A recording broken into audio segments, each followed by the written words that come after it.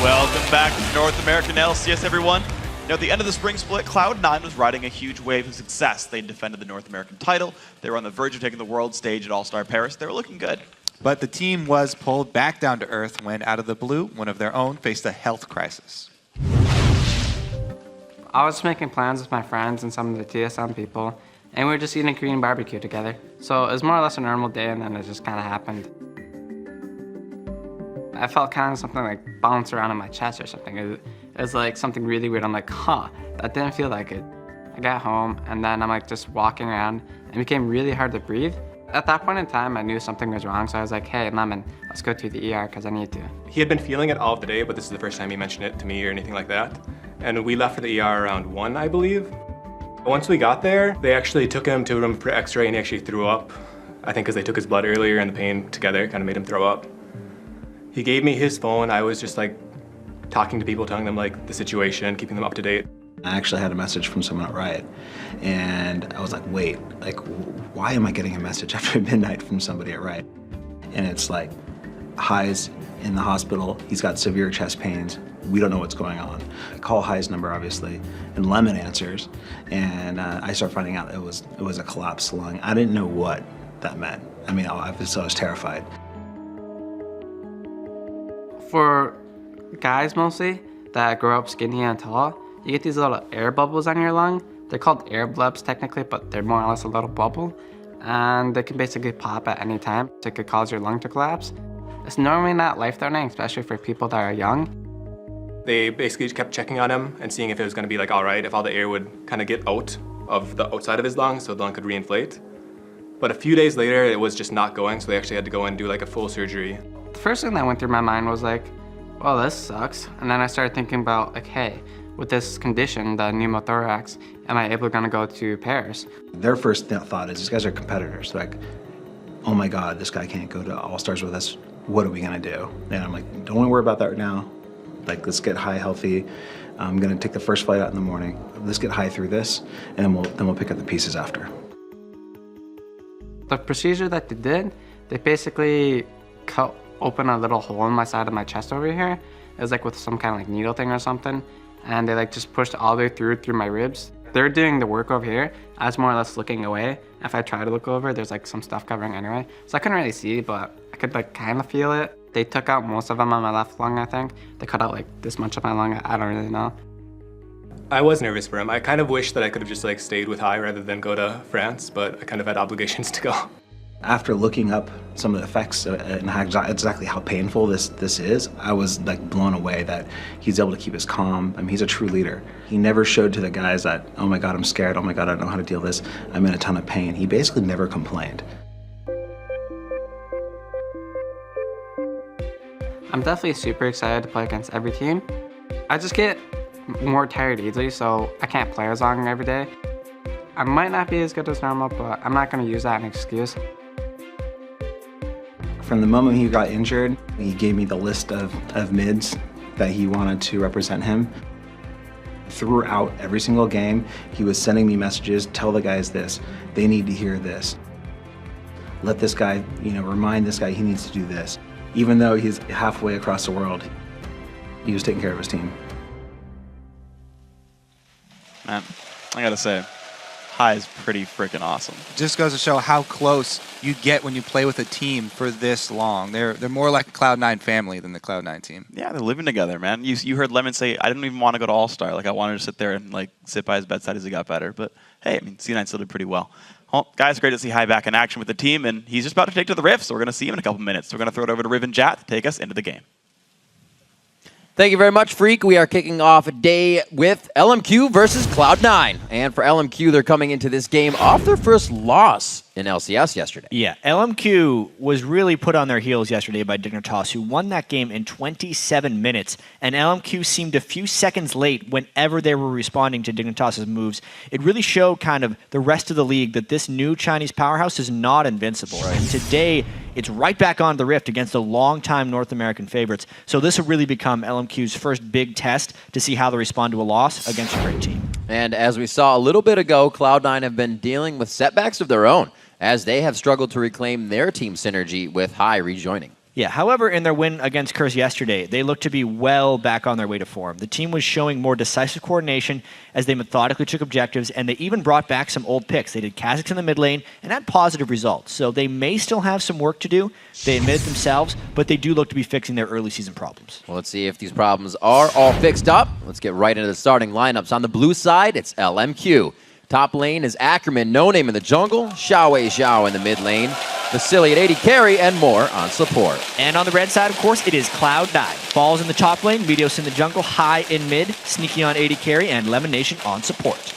They're going to be locking down Champion Select, something that Cloud9 is very well known for pretty much owning, and really the reason they take the game in the first place. Yeah, the strangest thing yesterday, though, is they went back to doing the old school flex picks that they used to do with the Kha'Zix switching it up at the last minute, ending up going Lulu support instead of Lulu mid. They really threw a nice curveball at Curse. I wonder if they're going to do a similar thing against LMQ, knowing LMQ is kind of this new team that is relatively unscouted by the North American opposition. A lot has been seen with Ackerman in the top lane on the Shyvana over and over and over again. 5 times in a row. So something easy to focus out there. We all know that Balls loves to play Shyvana, so that would be easy for him, or just get it off the plate in the first place. Yeah, Ackerman really had his definite worst game in the LCS yesterday. 0-5-0 on Shyvana early on in the game.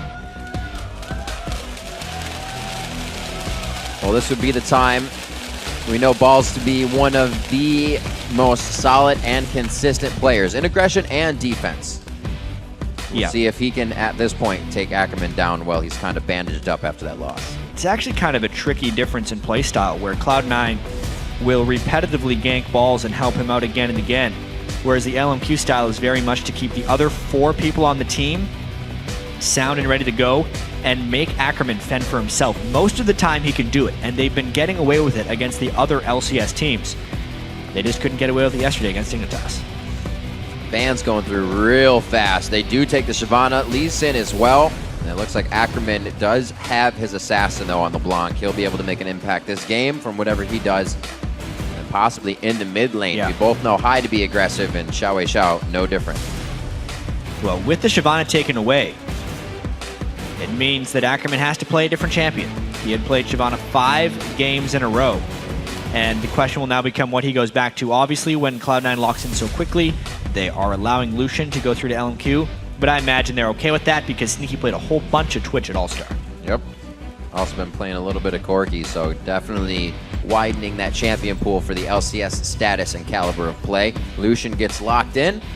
We're looking to see what more we'll have on support. He actually, I don't believe we've seen Moore's full pool. He definitely plays a set of things, different. Yeah, and I really like this Zyra pick for Moore as well.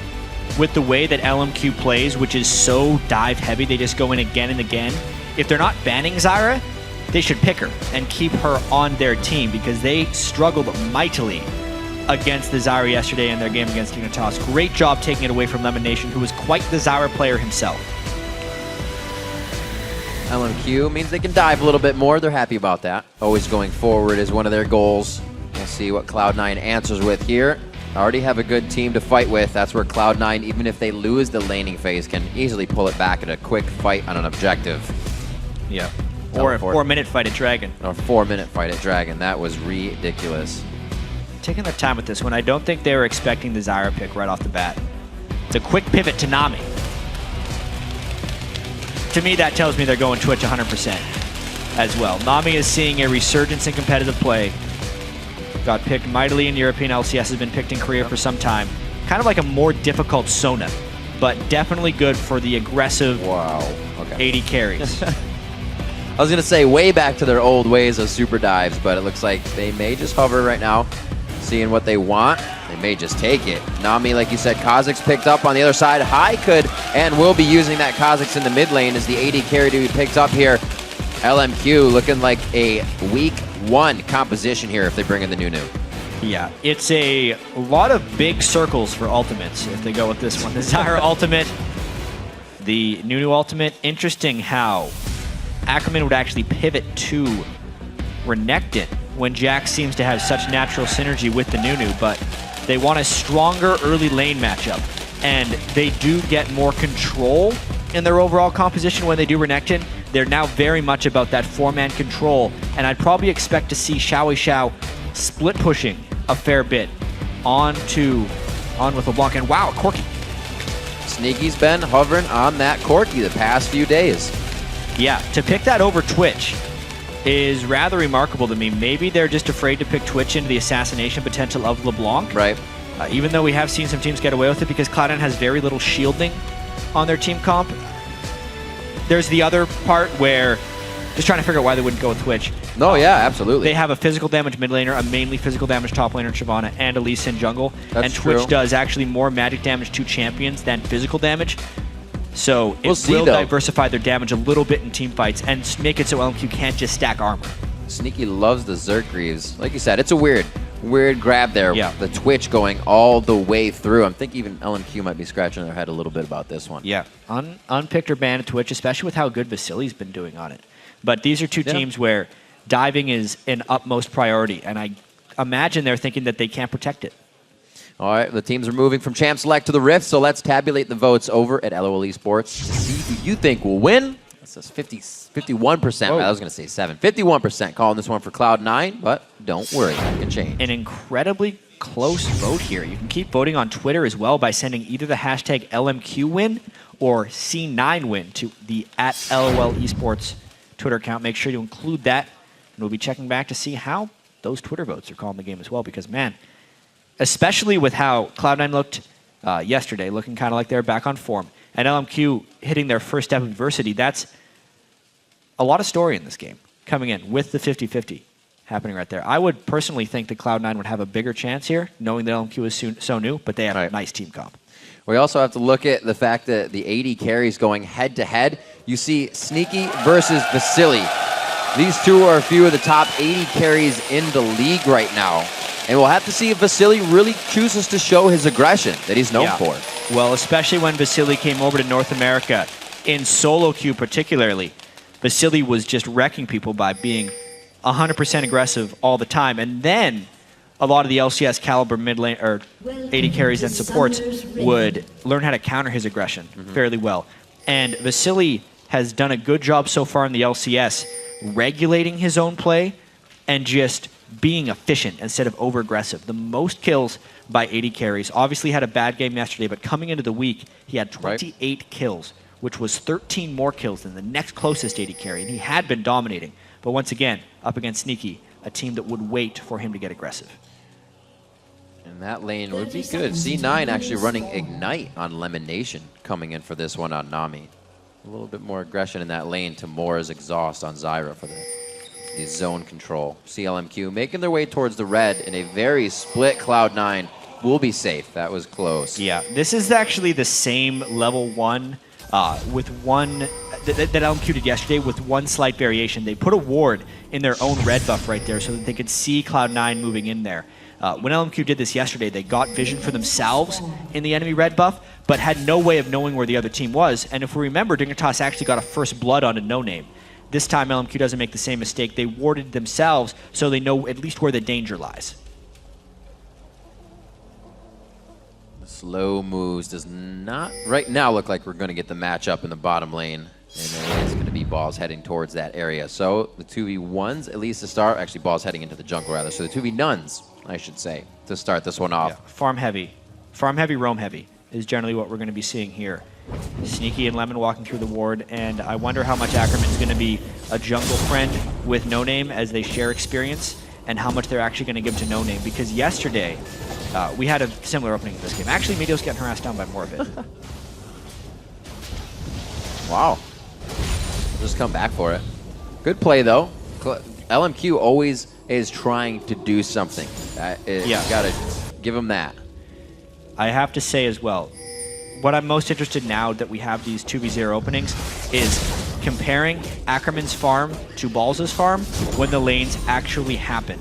Because in almost all of Cloud9's games where they've done the strategy, they try and make sure Balls has a 1v1 advantage when the lanes even out that way, and LMQ has put almost no priority on that. And in Super Week, they got away with it. Ackerman was able to play from behind and still become successful. Yesterday against Dignitas was the first time they were heavily punished. When Ackerman eventually got into one-on-one lane against Zion Spartan, he was down a level and a longsword, and then ended up getting killed repeatedly. I wonder if LMQ is going to change up or if they feel like that was just an aberration.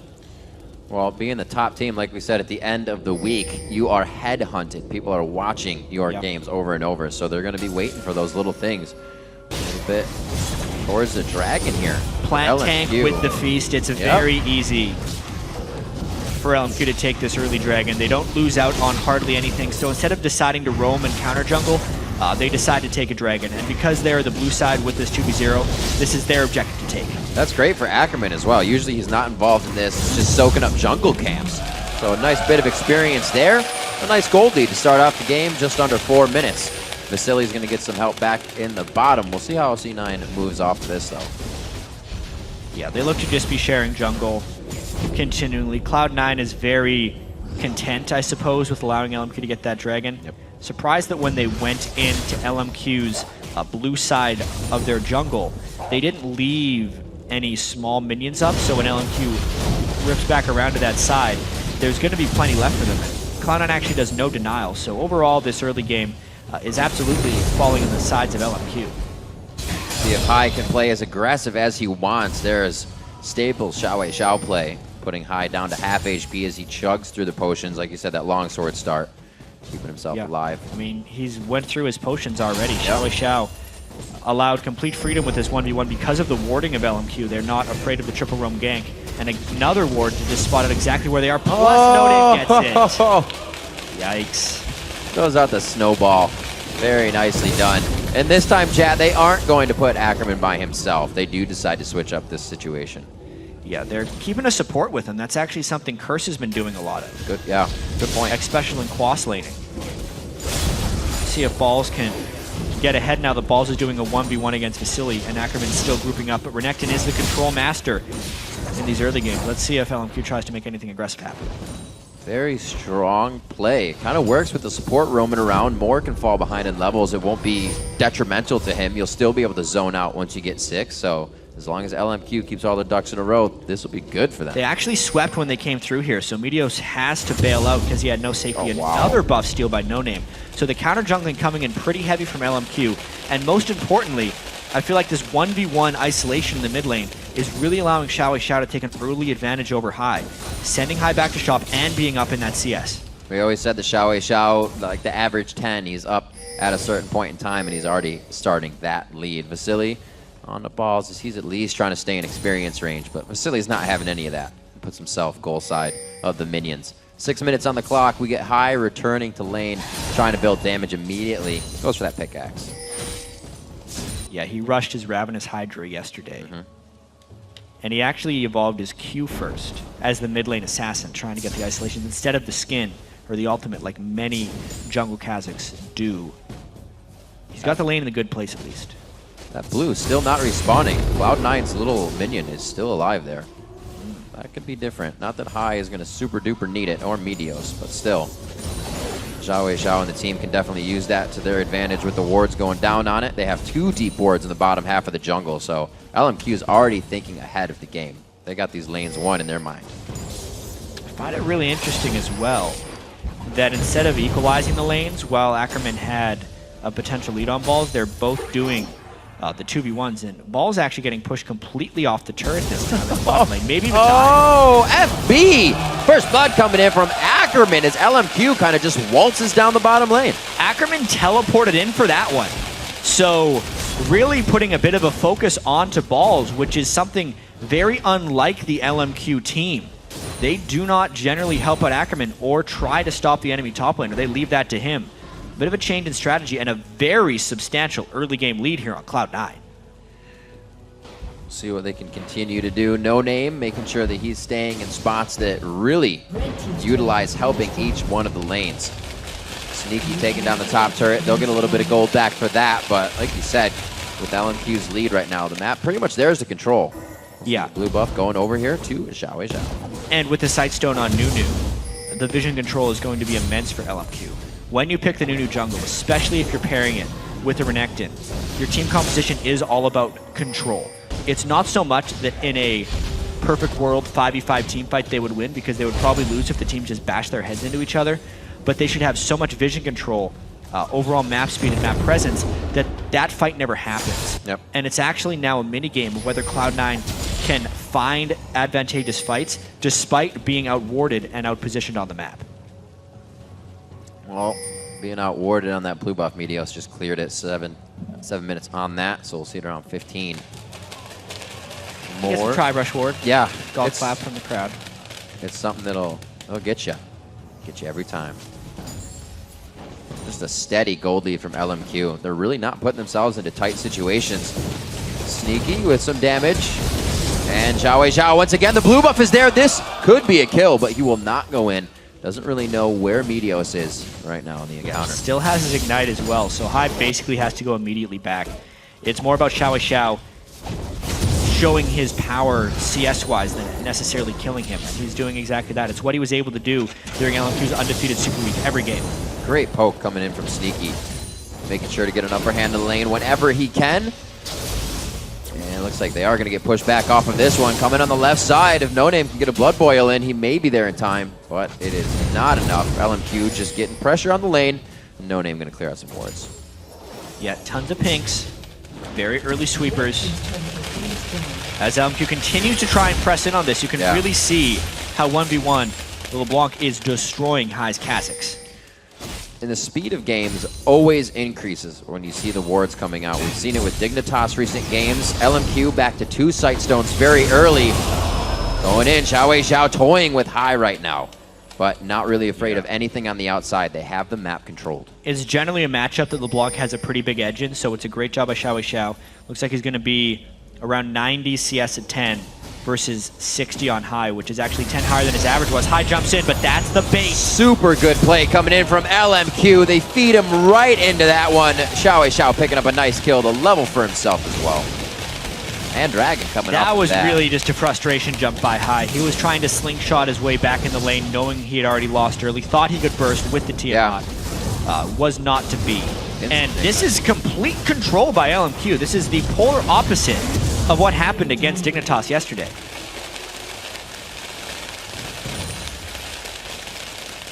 Hai playing well on Kha'Zix yesterday. Had a different lineup for the rest of the team. We didn't have the Nami play in there, but it just seems like everybody's on a different page right now. Yeah, it seems like they just can't find the right note in their notebook as far as Cloud9 is concerned. They're getting control by LMQ from the very start of the game with the Dragon. The lane swapping, the way that Ackerman has moved around and actually teleported to find a kill onto balls. This time LMQ is keeping everyone involved instead of just playing as 4, and it is really showing through. Slowly making his way in. You can see Cloud9, at least Hai here, trying to get himself in a position so the team can at least make some moves here in the next few minutes. It's going to take a while. Everything they do is always going to be countered against. And listen, vision control around this Dragon area could very well decide this game. At the moment, if LMQ wins another team fight, I don't think there's any coming back for Cloud9. But if Cloud9 does win a team fight, they have the opportunity to equalize the game. So getting rid of that pink ward, clearing LMQ's vision around the Dragon Pit is paramount. LMQ has deep wards, however, so Cloud9 still probably have eyes on them.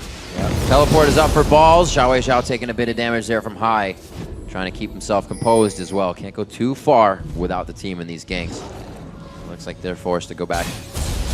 Ooh, Xiao trying to put the pressure on. Does he get himself caught out? They are just toying with Cloud9 right now. Hai just doesn't have the items. Just stick strong. He's got a Tiamat. He was able to build no MR. The very slow Ice Blast still connects post-hop. And Xiao's complete freedom in that mid lane, which should very well give them control over Dragon the next time it spawns. Silly holding on balls in the top lane. Balls will still be able to teleport off of this, but like you said, Dragon very nicely taken. Everybody on LMQ is just going to go ahead and relax in mid lane. Looking at the 80 carries, not too bad coming in for Sneaky. Still have a late game. We talk about Cloud9's team fight. They have Sneaky on the outside to help, as well as some good crowd control from Lemon Nation, but it's like they look at the same thing with Zyra and Vasily on the other side. It's going to be very tough. With top lane, LMQ is going to close in on balls here. Not looking safe for him. The ethereal chain comes out. It does lock all the way through. The second one will lock as well. Absolute zero on the end, but do they have enough? The heal comes in. The blessing is not going to be good enough from Lemon Nation as he tries his damnedest to keep that save. And the rest of Cloud9 might be trying to collapse, but they just look behind LMQ right now in gold and just in playmaking. High wants to make a play here, but he is all alone.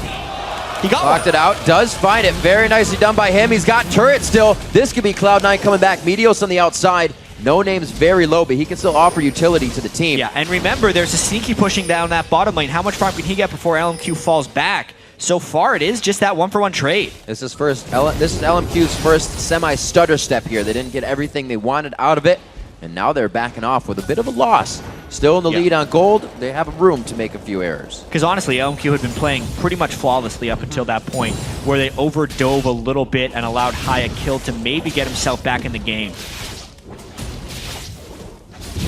Gotta say, the play by Vasily there was fairly controlled aggression going in for it, but they just had the wrong turret aggro during that dive. Right. Xiao ended up taking a bit too much damage. High should be safe here. Putting himself in the solo lane up top now to soak up as much experience. He knows he's a bit behind. Look at that CS 40 in the lead for Xiao. Average for him. He's always got a lead on his mid laners, except for the dig game. Yeah, the one game they lost. Right. Didn't keep up with the Ziggs, of all things, which is rather difficult. That's what Ziggs does. He gets creeps. Looks like he's got a nice mix of items there. Did have to go Seeker, so his burst potential is lowered for now, until he gets a Death Cap or DFG. And they're going in for that blue buff steal. Cloud9 cannot contest. Cloud9 has the defensive pink ward coverage, actually, but like you said, even not being able to contest, it's what's having the pink ward for. Tough times right now, and just a little gold behind. You can see how much control LMQ has in just 1,000 or few gold. It seems like 10,000. The 2 side stones really add to that. At this point in the game, just all the deep wards they have in Cloud9's jungle, they're finding vision of them before Cloud9 even goes for a play. So for instance, LMQ doesn't have wards in their blue jungle, but they kind of know people are in there. Look at the pings, because they know the control of the lanes and they know the control of Cloud9's own jungle.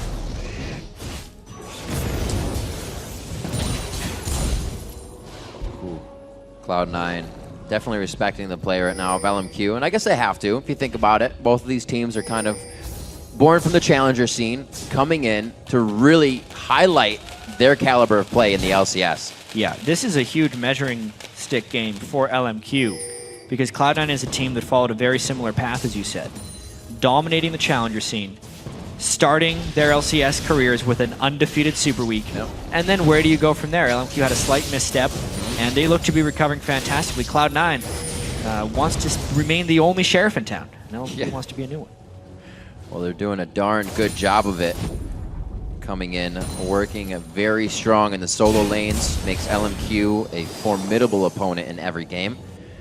And right now, they've done some work so far in the mid and bottom lane, looking to get another dragon. So far, 2 have pretty much been completely uncontested. Yeah, and you're going to get a third one. Easily as well. Wow. Such control. And as far as picks and bans in this game, Cloud9 is not getting very much value out of their early picks. Right. They used very early choices on Meteos and Balls to try and slow down Ackerman and No Name. And quite honestly, they haven't slowed down Ackerman one bit. His reaction has always been feared. He's just been playing Shyvana because maybe a slight preference. And the Nunu is a very LMQ specific pick where they can go outside the normal North American jungler meta and still find success. This is the second time I believe they're playing it, and it's just as successful here. Meteos' Lee Sin has been basically non-existent. And that's tough for them. Meteos is somebody that gets everything going. If I can't solo a mid lane kill very early, like you said, they go and help out Balls. But that was LMQ this time, like no other team does. Focus down Balls over and over again. 0-2 and 0. He's had to back out of his lane multiple times. Vasily getting himself into a dangerous position in mid lane as we see Sneaky again on those Zerk Greaves. Hasn't been in the fights too much. He's on push duty right now. Yeah, he's still trying to burst down for a whole bunch of damage, but he's got to be very careful where he goes. It's just more No Name can definitely catch him out. Making the run. Deathfire Grasp is finished, so that too. Big pain from Xiao. Oh, called a meat clear, or W clear rather. Balls is going to get himself back and forth, and a little bit of damage trade. More forward wards as well. Baron could easily be something within the next 3 or 4 minutes. The LMQ feels safe enough pressuring for a fight that they know they can win. And as well, knowing you can win in this top lane, Ackerman has done a job on balls. LMQ as a whole has put him in a position to win, something that he was not granted in their last match against Dignitas. He came into the lane behind. This is not something LMQ let happen this time. They were very sure to make sure they got balls behind before allowing that 1v1. And the Renekton is showing superior over balls of Shyvana. Oh, wait a minute, a mistake possibly. Moore throws himself into the fire. No Name's going to be in there. The absolute zero's canceled as he starts walking, and Vasily takes some damage there. Cloud9 pulls out a squeaker on that one. Hey, Cloud9 definitely opportunistic right there, seeing a very squishy Zyra, but oftentimes in the past, LMQ has used Moore kind of as bait, and killing Moore will actually end up suiciding for a team. Not the case that time. Cloud9 gets in and out for now. LMQ, still look at them though. They are not on the back foot. They say, all right, well, let's fight back, push you back. You're not getting anything off of that. Unfortunately to them, that mid turret did fall, and Cloud9 knew that they kind of overstaying their welcome, so they got out of there. Yeah, really just watching this one more time. They knew Xiao was in the bottom lane, so the assassination threat was low, and then they just walked in different directions from each other. That was completely Moore's mistake, separating himself from No Name and the rest of the team. Never easy being the last guy in line. Everything looks safe, but then they know you're the last guy. Ackerman and Balls clocking each other in the jaw, back and forth. Nothing really much going on between these two. Looking down, 4 sweepers coming out for LMQ as they want more control. They want to shut down Cloud9's any chance of coming back. And they're definitely allowed more sweepers because they have more sight stones, so they don't need as many replenishable wards on the map since they have so much control with the sight stones. That blue buff quickly being taken out since Meteos cleared that at 8. So that was a 15-minute blue buff. It's actually been sitting there for quite some time. Definitely different play from Cloud9 here, kind of all sorts. They're definitely playing very much to turtle this one out. When they recognized that LMQ had went the double sightstone and went for a very vision-heavy advantage, they kind of switched gears and said they're just going to try and keep their farm up. And for the most part, they have done that. Sneaky is above Vasily. Balls has pulled slightly ahead of Ackerman. And despite giving up the Dragons, it's only a 2,000 gold edge. And with all the investment LMQ has put into this vision game, if they don't find some catches off of it, Cloud9 would start turning this game around because there's not a huge team fight advantage for LMQ in this game. Very good pressure coming in from LMQ, but Cloud9 is going to get what they want out of this. They do steal back to blue. Timer on that. Every little bit helps for Cloud9 right now. Usually a team.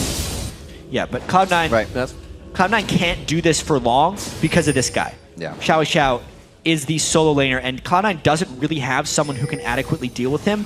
So Cloud9 can make a few nice moves for now while they're ignoring him because they have a 5v4, but they can't ignore him forever. They're going to have to send 2 people for him, and he just backs away. This is what we thought LMQ was going to be doing with their team comp. Right, reminiscent of the first few games when Xiao would just sit on the side and punish that top laner every time he went to farm. I think it was Quas, might have been Quas, I don't know. A lot of players, a lot of names, a lot of games. 33,000 to 30,000 right now. They have evened up the turret, so Cloud9 gets a little bit more map pressure back, and they shut down that turret vision for LMQ. 40 seconds on Dragon, you can see where everybody's mind is. And this, if there was a time, would be the Dragon that Cloud9 can contest. High has the resets in his jump. He actually ranked his E second instead of his W, so he wants to do damage with that jump. In the upcoming team fights, really hoping to get some resets. They're looking to snowball a fight here, and they actually have some vision control. If they can catch LMQ coming in, it would be the turning point in the game. But like I said, if they lose a team fight, that could be it. Here it comes. Ackerman taking a few shots. No Name's ability to just get himself in there. He is fearless. But it's also just kind of a tell if a Nunu's walking at you that the ult's going to be there. So Cloud9 plays it safe. Hard hats are on as we are about to do a Baron dance, or a Dragon dance. It is so interesting right here because diving on top of a Zyra Nunu is next to impossible. Cloud9 has to be able to go in and back out and not stay through, but the plants are down. So many wards. A lot of poke. Oh, cleared him out. Pink ward prevails.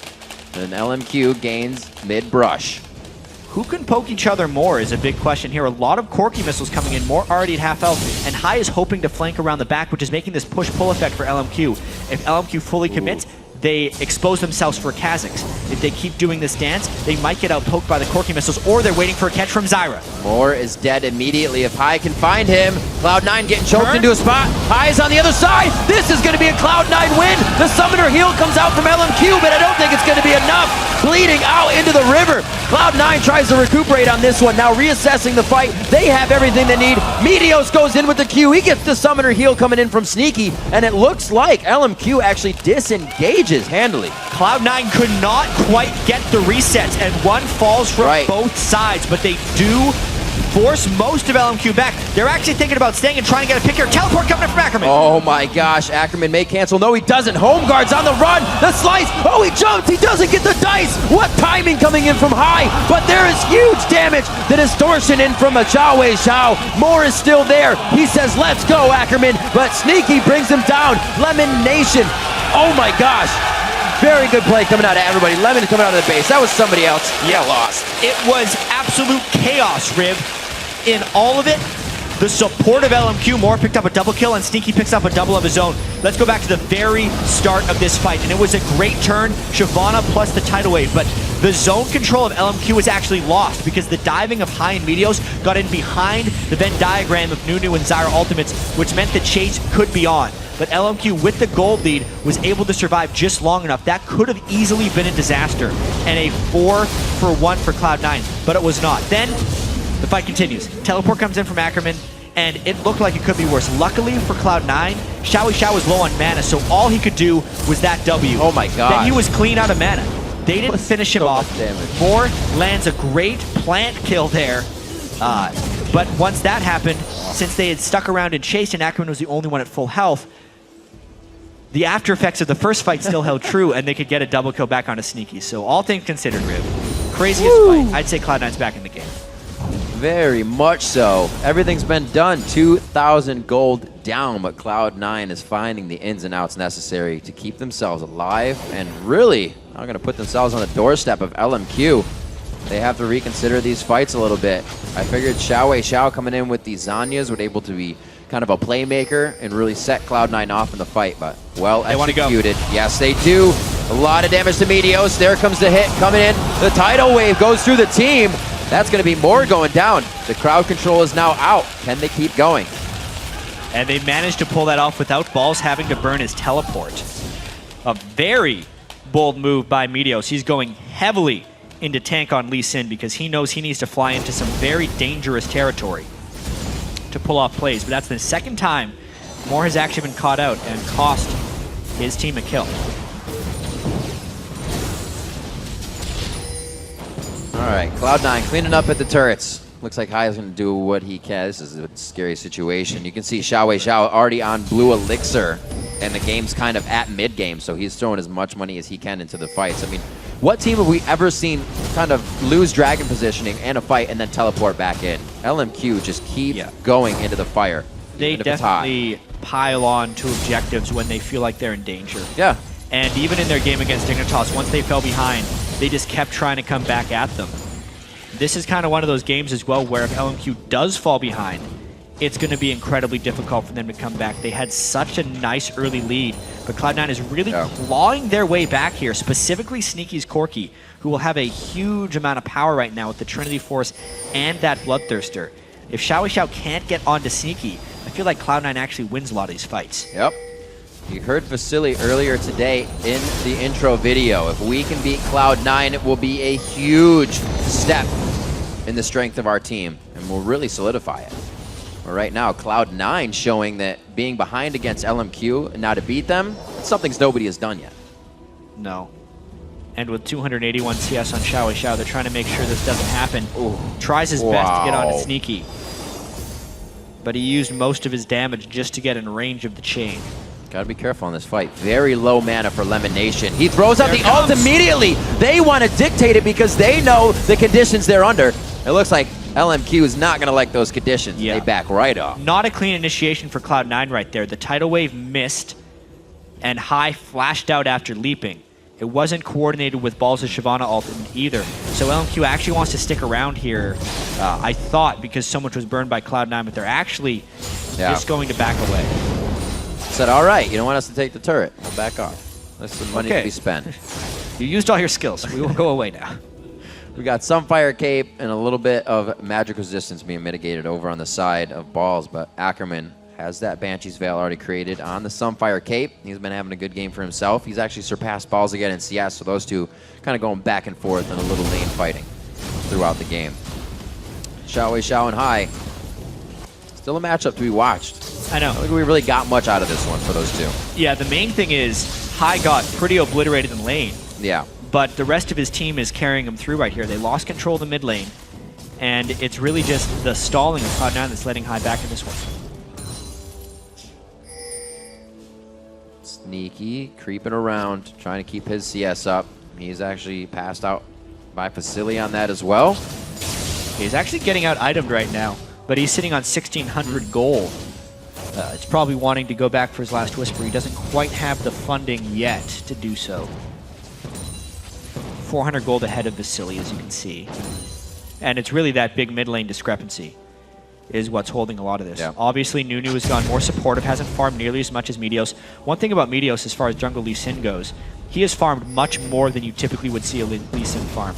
Lee Sin normally is all over the place gank-wise, but because he was against a Nunu and Cloud9 had lost vision, he mainly just relegated himself to farming, but because of the farm, he's turned himself into quite a strong tank, and he can now dive in with much impunity.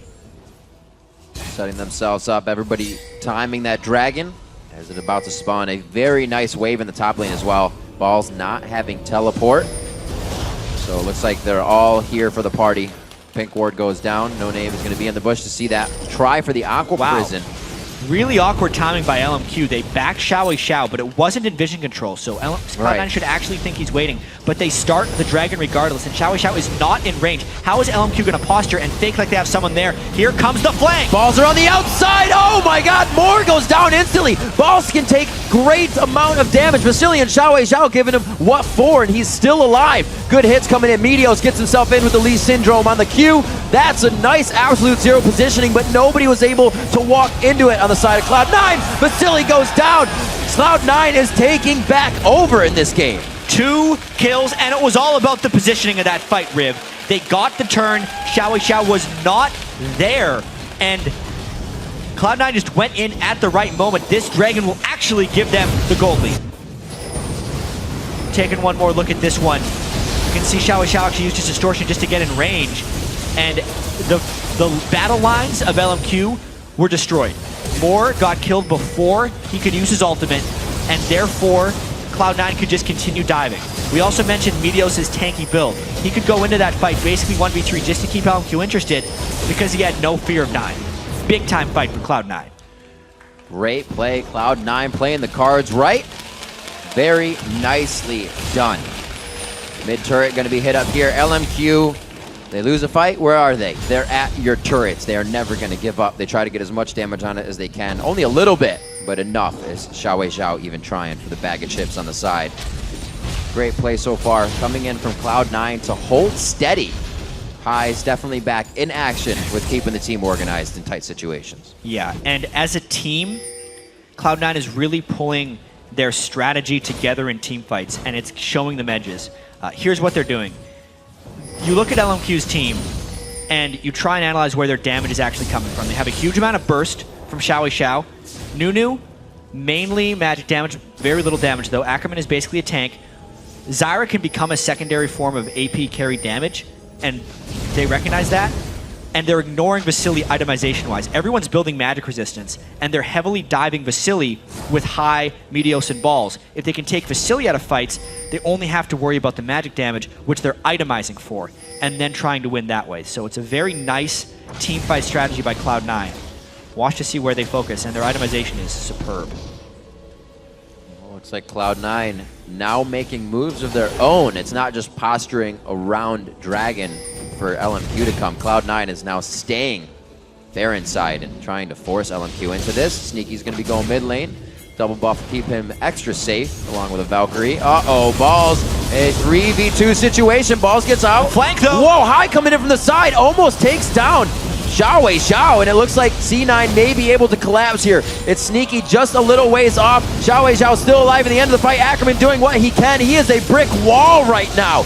It's going to be more throwing down the Stranglethorns, and LMQ has reset on this fight. Nobody has gone, actually balls went down, sorry, but they walk away limping on both sides. Yeah, but Cloud9 couldn't take down Vasily that time, and you could see him starting to clean up near the end of that fight with those 3 big items. He life stole a whole bunch after the failed start by Cloud9. So a little bit of danger. The first big mistake we've actually seen them make since coming back from that big early game disadvantage. It's game on right now. As you can see right here. A little too much. Yeah, and you can see Cloud9 try to collapse over. They actually try to burst down Xiao. Vasily wasn't even there, but because they used so much of their burst here, the chase was actually ill-advised. They think they can ignore their damage because that's what they've been doing in team fights generally, but when Vasily arrives, it's just trouble from that point. The Zyra ult zones them a little bit, and Vasily's a scary man. So back and forth. Last tweet saying bloodthirsty. Definitely a great way to state this game. 8-7, but these teams have walked away from the fights numerous times with blinking red health bars just to come back and do it again. Cloud9 takes the lead by just 700 gold. Wow, what a game. The vision control over the Baron pit as well is going to be so important. Still 2 side stones sitting on LMQ. Cloud9 with the 3 sweepers, but a lot of pink wards. And it's all about where they can posture for fights now. It's not so much about how many wards you can put on the map because the game is much more condensed now into smaller areas. It's about how you can control those areas. It's more about sweeping, less about spamming wards, which means the double sidestone isn't nearly as effective as it was 20 minutes ago. LMQ may see this as a chance once they get eyes on balls in the bottom lane. He does have teleport, but LMQ is fast and steady when they initiate a fight.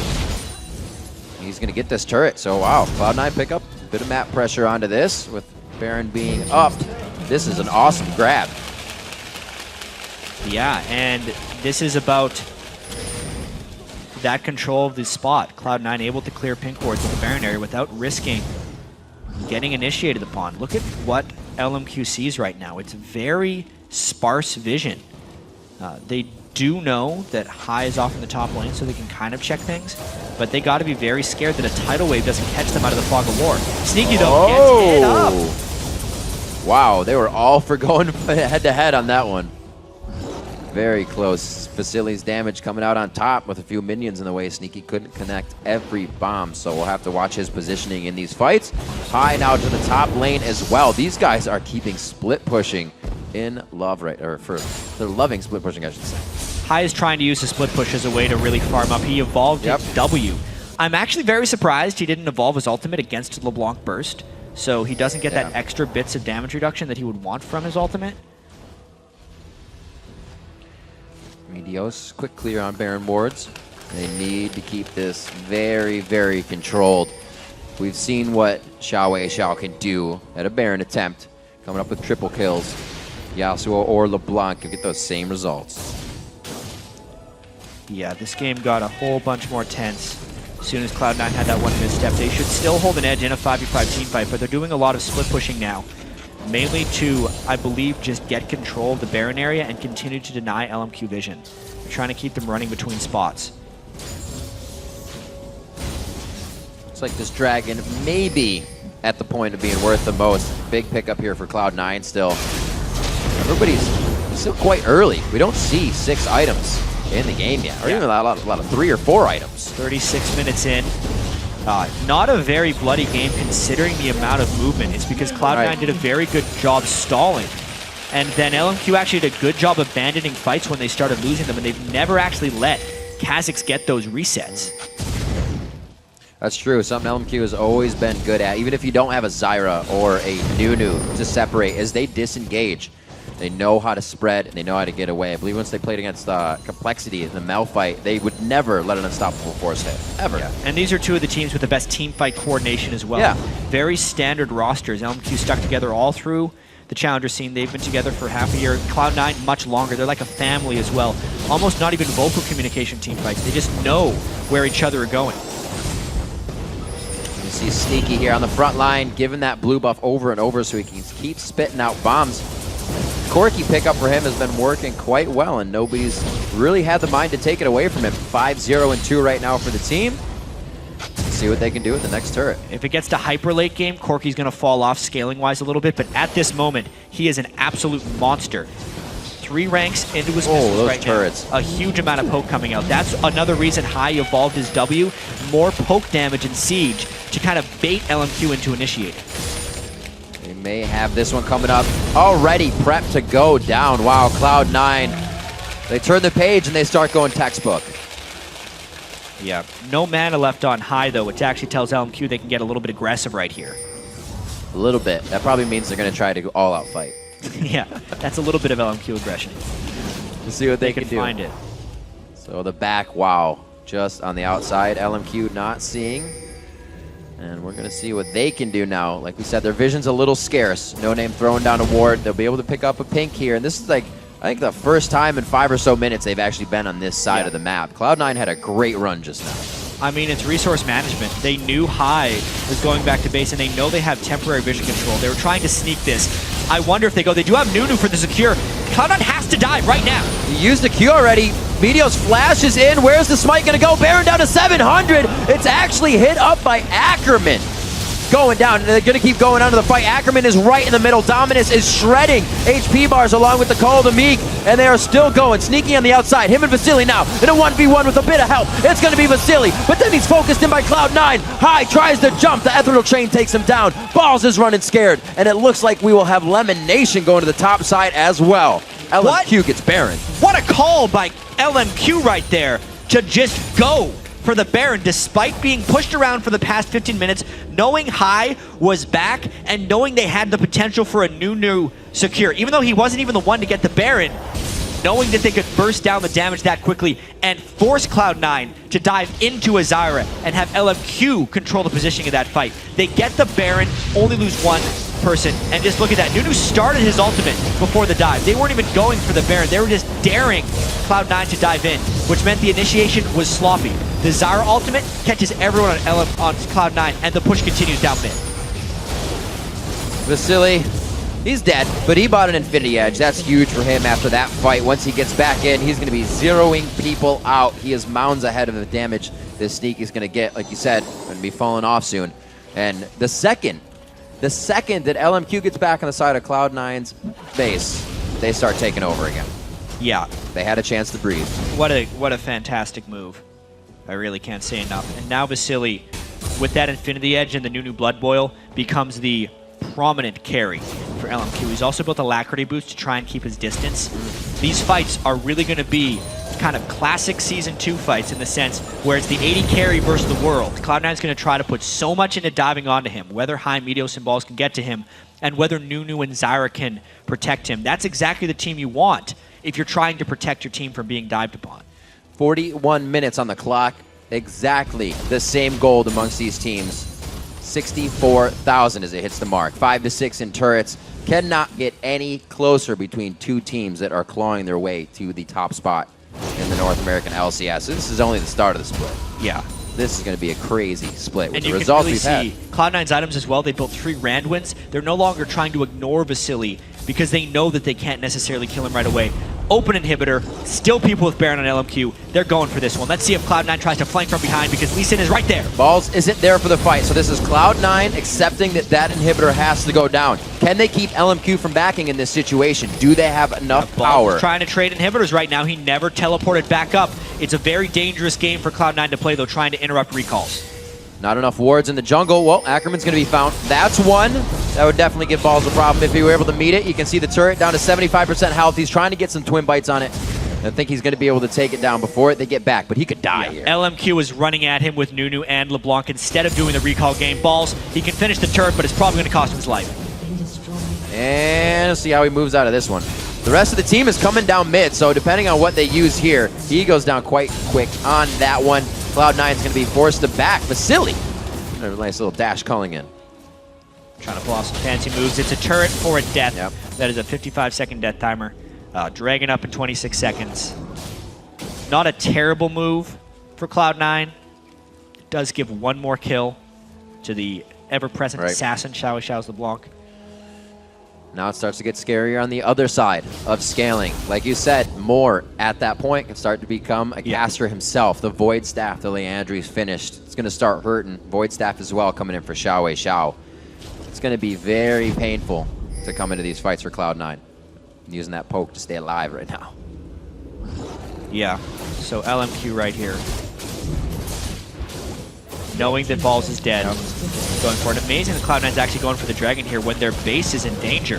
They got to get back, otherwise they're going to give up inhibitor number 2 and maybe cost themselves the game. Could have been a bit of a relaxed call on this one. Cloud9 seems to Balls is still down. They shouldn't not have be went home for for company here. And they're going to be losing an inhibitor. Good Aqua Prison. But that's a lot for a very little. Yeah, I mean, now they're trying to teleport in with Shyvana, with Banshees. They're trying to get this fight because they know they may lose the game. Going on Ackerman immediately. That's going to be the Stranglethorn going down. Meteos is trying to come in from the backside, but he hits No Name. Not a lot of damage to be provided there. Tries to get a good cripple, and Tempest in. Don't now back off. Meteos cannot do much. LMQ doing a very good job at microing themselves in and out when the higher health bar needs to be taking damage. Get one. Very nice job. That's going to be big. Moore tries to offer up the true damage from his passive. High goes in. He is full HP. Xiao for the backside. Gets out Balls, and he could be taking him down. There's the 1-2 from him and No Name. They are now following C9 from the backside. They were just on the front side. What is happening in this fight? High turns it around. He's going to go for the triple. Woo! Triple kill for High. 13-14, 44 minutes in, and Meteos is saving the base. A last-ditch fight for Cloud9, but honestly, Rib, they're not out of the woods yet. They're still down 2 inhibitors, and that was a last-ditch effort to prevent losing themselves the game. They ended up losing an inhibitor, and Meteos had to leave the fight to go defend that because the super minions pushed out the mid lane. Still, a whole bunch of money just went into High's hands. Oh my gosh, what a game. Let's take a look at it again. Yeah, this one, see, they have the ultimates up, but they're gone, and that means the control of the fight is lost and Cloud9 can continue to chase. It was still a whole bunch of chaos. We mentioned these guys are the best teams in team fights. Watch the way Xiao actually sneaks in behind them, I believe, and manages to burst down Sneaky. Zhonya's-ing while he's chaining Sneaky right there, and it allows Vasily to come in and finish him. And then he's still in the back of the fight. He was a pain this entire time. All that farm on LeBlanc, picking up one fight after another, as High is desperately trying to finish them off. And then, because he can get resets, he does the mini leap because he has so much damage in there. And because of the AoE damage from his Hydra, is able to clean up. Unbelievable fight. We got to remember, before all this happened, they lost 2 inhibitors. So as great as that looks, they are still up against the ropes. Yeah, and a Nexus turret. Right, but yeah, that too. They get 1 inhibitor Meteos back was right struggling there. They have a timeline until the next inhibitor can come back. And the Baron does not cooperate with that timeline. No, this is going to be real not. tough. Sweet. Probably didn't mean to Randall's right Yeah, there. maybe not. Rare mistake for LMQ as they've been playing immaculately since Cloud9 was able to pick up that lead. This has been such a great game. 46 minutes in, trying to get vision control. The big thing about this is Cloud9 has to keep that top lane pushed, otherwise their Nexus would die. This is a nearly incontestable Baron. Dash away. And LMQ knows it. They know they can't even contest the outright fight. That's a very nice Nami ultimate, but is it followed up? Because there is the disengage from the Stranglethorn. Meteos getting hit up.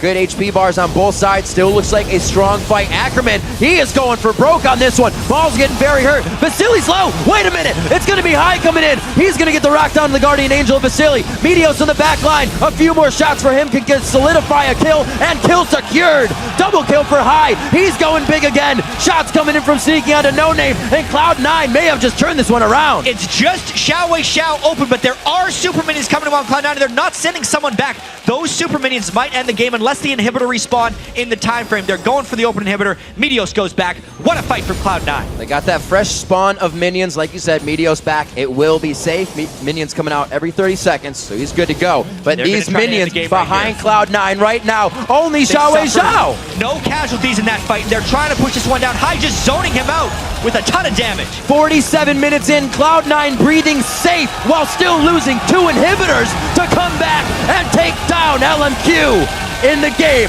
Summer Split, Week 2. What a game, Riv. 18 kills to 13. Cloud9 came back from being 2 inhibitors and a Nexus turret down. Some incredibly chaotic fights down the stretch where they broke through the backline of LMQ. And that is a tough loss for LMQ to take. What an amazing game to get this day started. Huge play shown by LMQ. Cloud9 showing they are very much back to form when it comes to situational control. Yeah, this was such a high-level game in so many ways. Pretty much close goal throughout. Cloud9 fell behind early and then was able to recognize where their mid-game team fighting was going to take them through. They executed a lot of those mid-game team fights just right, juking and dodging and diving around the control of Nunu and Zyra. Eventually, Hai was able to pick up enough kills to just take off as that late-game Kha'Zix. Xiao was a wizard the whole time on the block, just being untouchable, but not quite enough in the end. Cloud9 is victorious, moves themselves to 4-2, which is coincidentally tie with LMQ. A game that literally came down to the last call. Sometimes it's just a team fight, but the right plays at the right time. Like I said, to breathe easy while losing 2 inhibitors, I'm sure there was a little bit of stress there, but it looked like they were in control the whole time because they were. Yeah, that was honestly kind of both teams knowing what they wanted to do. At the end there, at least. At most of the time. Yeah. The only misstep by Cloud9 is kind of what started the chain that ended up winning them the game. When they went to get that dragon and they were slow teleporting back, made LMQ push into their base. The last-ditch effort team fight, like with how well these teams team fight, strategically, all those things, they both played quite well. It was just down to the tiniest details in team fights. The one missed skill shot. Yeah. Jumping in at exactly the right time, autoing the right person, focusing your damage the right way. And that just comes from playing together for so long. It easily could have went either way. And talking to, even before the season started, now during the season, a lot of the players, other teams say that, they figure LMQ would be a middle-of-the-pack team. I don't know about that now. Yeah. They can play very high caliber. They can slow it down, do whatever they need to in a game. There's still so much left to be seen here because it looked like LMQ was going to take down Cloud9 handily. Oh, yeah. In the early game. And to not be able to close it actually does show that they're not there yet. That's true. So they do have work to do, and I believe LMQ recognizes that. Even when they went 4-0 in Super Week, they said, we don't actually feel like we're at our full potential yet. And they did have that easy record, remember. Their opponents were 4-12 overall in Super Week. This week they had to play against Dignitas and Cloud9, a much more difficult schedule. Yeah. They got wrecked by Dignitas. This game, they put up a fantastic showing, but just couldn't close. It becomes the situation where you have so many good players, and like they said, they respect Cloud9. But they said to themselves, we know we're good. We'd pick ourselves to be on our own fantasy team. But if we can't beat Cloud9, then that kind of doesn't validate our power in the league. Yeah, well, the nice thing here about the NA LCS, they're going to play Cloud9 3 more times. Yeah, this is just week 2. Absolutely, and we already have amazing action coming. While we catch our breath after that exciting match, let's hand it over to Freak and Kobe for more on Cloud9's win. Thank you very much, Riv. Some guys want to welcome Sneaky and Hai to the desk. Guys, that was an incredibly impressive game, like 50 minutes long, fights back and forth. So LMQ starts out with a really heavy lead. They take every dragon like on respawn. How do you kind of collect yourselves and figure out, well, we're going to fight 20 minutes into the game or something? Well, first off, they had a lot of dragon control because, one, they have Nunu, and we were 2v1ing on top side. So normally when you're 2v1 on purple side, the blue team can take the first dragon for free. Yep. So they get the first dragon, and they have a lot of pressure mid just because I can't do anything to LeBlanc. He's like double my CS. He just beats me in fights. So he has pressure mid. They have pressure bottom. They just take free dragons, and there's not really anything we can do about that. I need to be at level 11 before we fight, or they need to do a terrible fight. So we knew we were behind. It really sucked. We were trying to figure out what to do, and we just did our best to stall. We had Sneaky get a lot of farm, and they had no MR, so he could poke him a lot with his missiles. So we just had to stall the game slowly, just so we can come back in the end. So what was the reasoning behind you guys picking Kha'Zix into LeBlanc and knowing that you guys are going to go for this lane swap that's going to isolate you? We've had better ideas, I would say. I didn't have that much fun in lane, personally. You can ask Wage how much fun he had just bullying me the entire time. I wasn't enjoying myself, but once team fight started happening, I started having more fun. But that was an interesting matchup. Yeah. So speaking of matchups as well as making interesting choices, almost had the segue there. Sneaky, you picked Corki with Twitch on the table the entire time. A lot of us were surprised by that. What's the reasoning? We had way too much physical damage for a Twitch pick to be good there. They could just build all armor. Like, LeBlanc was going Hourglass anyways, so if I was Twitch, it would be insane 80 damage. So Corki was the right choice there. And was that sort of... Did you know you're going for like Kha'Zix early on? Like, is that where you kind of saved your AD pick? Because like you could have like second picked Twitch, for example, right? I'm not really fully in control of that, so it's more on Lemon because he does most of the pick bans. I may have first picked Twitch and changed around the whole team comp because I like Twitch so much, but I'm not in full control of it. All right. Now, we talked about the rough early game that you guys expected after the drafting phase here, but we have a replay of a Dragon fight where I believe you guys start to retake control of this game. So let's get that up on the screen.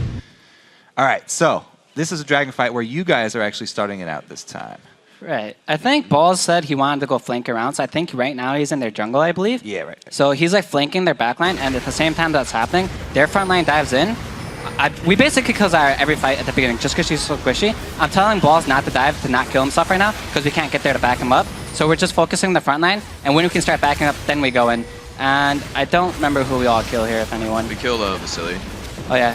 Vasily tried to kill me, I think, and then died for it. And we got the other kills for that. So we got free Dragon and like 3 kills, and that's when our momentum in the game started coming back. Now, prepping that Dragon fight, did you know that Xiao was going to return to base and you were going for that window, or is that just fortunate? You guys didn't see him for a while. We kind of knew he was going to base because I had poked him to Half-Life from Rockets, so we kind of just assumed, and we went for the Dragon just because of that.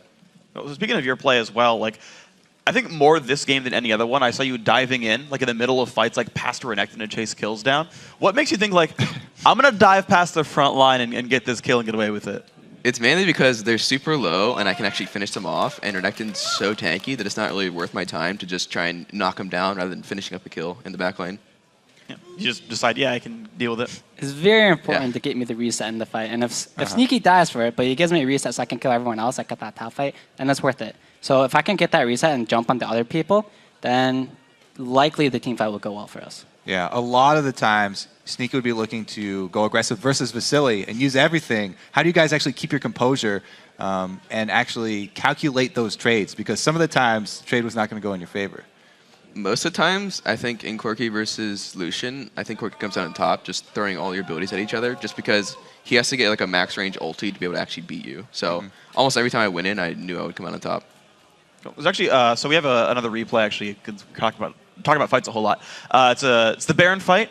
It's the one actually Baron regens over it's medium a spike Baron middle here. fight. It's one of them. I think it's the LMQ one. Yeah. If you guys want to walk me through this one. I believe Medius goes for a steal here. I don't honestly know what he was doing because I'm focusing on what I'm doing right now. So Balls uses ulti, but he doesn't really get in the backline with the ulti. So I'm trying to jump in with him at this time, but we can't get to the backline right now. I think Corki gets CC'd and Renekton's on top of him. So the fact that Corki can't hit their backline and Balls has no way of getting there anymore, I can't really jump in, otherwise I would just die as well. We just lose this team fight just because we can't get to the backline. They got to Baron, they kited backwards, and because of that we lost the fight pretty handedly. It wasn't that So fun. leading up to this Baron by LMQ, you guys took that last turret and you were like out of mana as Kha'Zix. What is the communication with the team at that point? Are you trying to get them to stall for you to get back to Fountain and get your mana to rejoin the Baron area?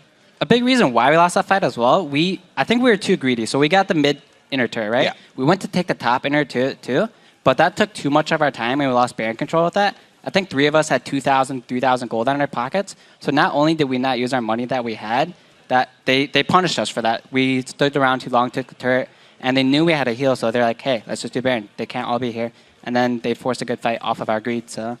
Yeah, I had an insane amount of gold at that fight. I had like 3,000, enough for Blade the Rune King when I backed before the fight even started. So I kind of wanted to back, but I knew they were going to do some pressurizing, so I had to stay.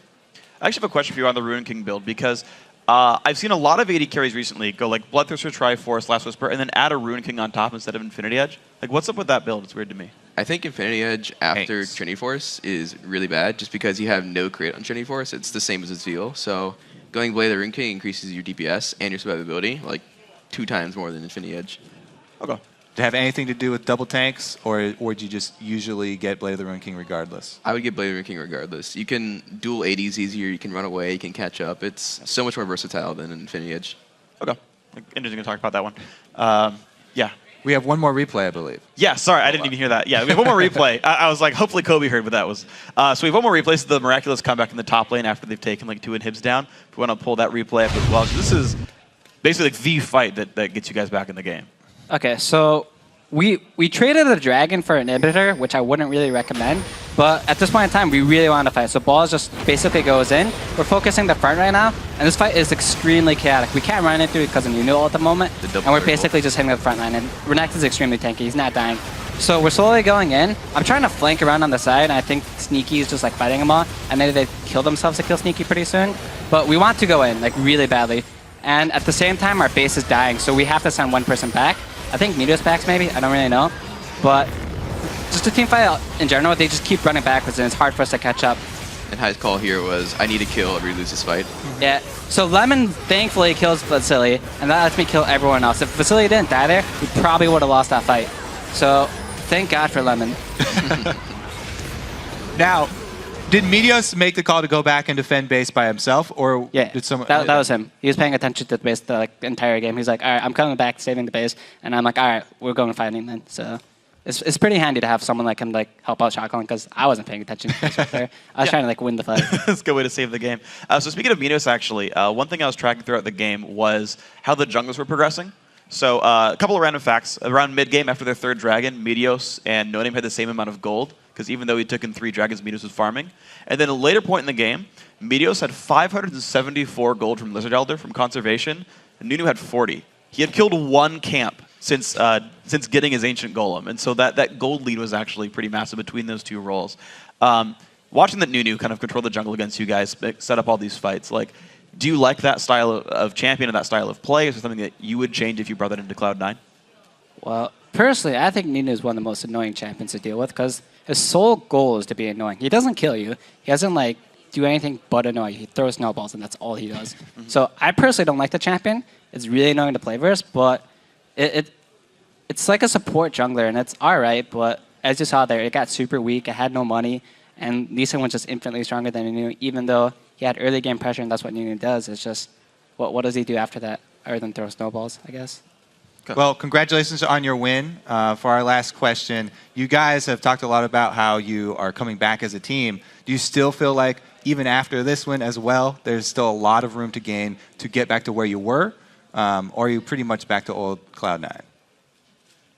Sneaky, you first. I think we're doing a lot better now. Last week we were playing pretty terribly, and we've improved a lot over the week. I think our scrims went really well, and we showed it here today. What do you think about next week, Hi? I don't know who we play next week, but I want to keep getting better. We have a long way to go to be where we want to be. And every one of our players has been putting a lot more effort into it. We've been playing more, we've been thinking about the game more, and we're just trying to get better just because we don't want to be at the bottom. So, well, I know who you're UG playing next week. Dignitas. Oh, wait. Am I a week off? I believe are one of them. Dignitas is a very confident team right now. Looking to be, they're at the top of the standings. How do you feel about the new Dignitas with Coast members? honestly, they're doing much better than pretty much everyone expected, I believe. They have a lot better vision control now. Their map control is awesome, and their rotations have just gotten better. They're basically probably the best team right now. I don't know. Okay. But they're much better than they were before, and I don't know who's doing it. Maybe it's Skyr, the coach. All right, well, that was a trick question. You're not even playing then next week. All right. It is CLG. Ha! I got lied to. Kobe. So, Dave did. all right, man. Yeah, that's the one. Jeez. All right. Anyway, guys, congratulations on your win. You guys are obviously playing awesome. We'll keep seeing you guys progress throughout the year, and hey, maybe you can get that first place back. But we've got more games coming on. We're just warming up. When we come back, Team Curse will face off against Evil Geniuses. The summer split continues after a quick break. Upgraded, you know that? You can jump over from mid to there. I know. I play Kha'Zix, please. Home guard's on the run, the slice, oh he jumps, he doesn't get the dice! What timing coming in from high, but there is huge damage! The distortion in from a Zhao Wei Zhao, Moore is still there, he says let's go Ackerman, but Sneaky brings him down, Lemon Nation, oh my gosh! Ackerman is right in the middle, Dominus is shredding HP bars along with the Call of the Meek, and they are still going, Sneaky on the outside, him and Vasily now, in a 1v1 with a bit of help, it's gonna be Vasily, but then he's focused in by Cloud9, there's the 1-2 from him and No Name, they are now following C9 from the backside. They were just on the front side. What is happening in this fight? High turns it around. He's going to go for the triple. Woo! Triple kill for High. Yo, kill, come in. Watch out, watch out, watch out. Let's go, let's go. Noted. Vasily, Vasily. Vasily, kill him with his spawns. Kill Vasily with his spawns. They're also. Yeah, I'm coming. Yeah, more. We can probably finish. We can probably finish.